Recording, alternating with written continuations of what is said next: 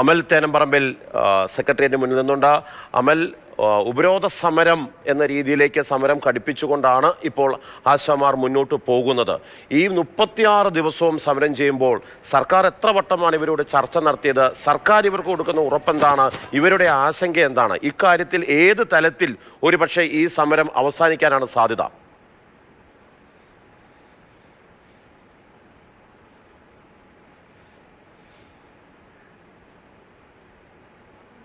സർക്കാർ പ്രത്യേകിച്ച് ഉറപ്പുകളൊന്നും ആശാ വർക്കർമാർക്ക് നൽകുന്നില്ല എന്നത് മാത്രമല്ല, കേന്ദ്ര സർക്കാർ സംസ്ഥാന സർക്കാരിനെ പഴിചാരുമ്പോൾ സംസ്ഥാന സർക്കാർ കേന്ദ്ര സർക്കാരിനെ പഴിചാരി മുന്നോട്ട് പോവുകയാണ്. ഇവരുടെ പ്രശ്നപരിഹാരം എന്നുണ്ടാകും എന്നുള്ളത് ആ കാര്യത്തിൽ ആർക്കും ഒരു വ്യക്തത നൽകാൻ കഴിയുന്നില്ല. ഈ സമരമിരിക്കുന്നതിന് മുൻപിൽ സെക്രട്ടേറിയറ്റിന് മുന്നിൽ ഇവർ 2021 LDFിൻ്റെ പ്രകടന പത്രികയിലെ വാഗ്ദാനം പ്രിന്റ് ചെയ്ത് പ്രദർശിപ്പിച്ചിട്ടുണ്ട്. അംഗൻവാടി, ആശാ വർക്കർ, റിസോഴ്സ് അധ്യാപകർ, പാചക തൊഴിലാളികൾ, കുടുംബശ്രീ ജീവനക്കാർ എന്നിവരുടെയൊക്കെ മിനിമം കൂലി 700 രൂപയാക്കും എന്നുള്ള 45ാം ഖണ്ഡികയിൽ പറഞ്ഞിരിക്കുന്ന LDFിൻ്റെ പ്രകടന പത്രികയിലെ വാചകം ഇവരിവിടെ പ്രദർശിപ്പിച്ചിട്ടുണ്ട്. സർക്കാർ ഞങ്ങളെ വഞ്ചിക്കരുത് എന്നുള്ളതാണ് അതിൽ പറഞ്ഞു വെച്ചിരിക്കുന്നത്. അതോടൊപ്പം തന്നെ 21,000 രൂപ മാസവരുമാനമാണ് അവർ ചോദിക്കുന്നത്. അതായത് പ്രതിദിനം 700 രൂപ. നിലവിൽ 232 രൂപയാണ് ഒരു ദിവസം അവർക്ക് കിട്ടുന്നത്. 232 രൂപ കൊണ്ട് എങ്ങനെ മുന്നോട്ട് പോകാൻ കഴിയുമെന്നുള്ളതാണ് ഈ സമരവുമായി ബന്ധപ്പെട്ട് ഇടതുപക്ഷ അനുകൂല സംഘടനകൾക്കൊക്കെ മറിച്ച് ഈ സമരവുമായി ബന്ധപ്പെട്ട് ഒരു വിരുദ്ധ നിലപാടുണ്ടെങ്കിൽ കൂടി സമരത്തിൽ അവർ നേരിട്ട് പങ്കെടുക്കുന്നില്ല എങ്കിൽ കൂടി ഈ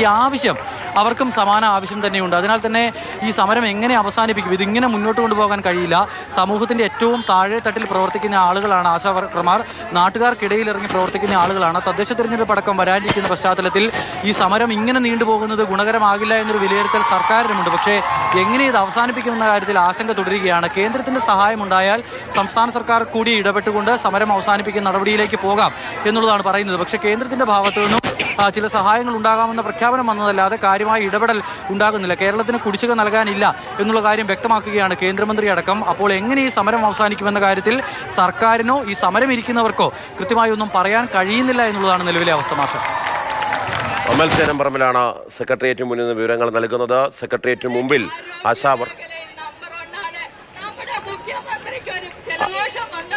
ആശാ വർക്കർമാരുടെ സമരം തുടരുമ്പോൾ കണ്ണൻ നായർ കൊല്ലത്തുനിന്ന് ചേരുന്നുണ്ട്.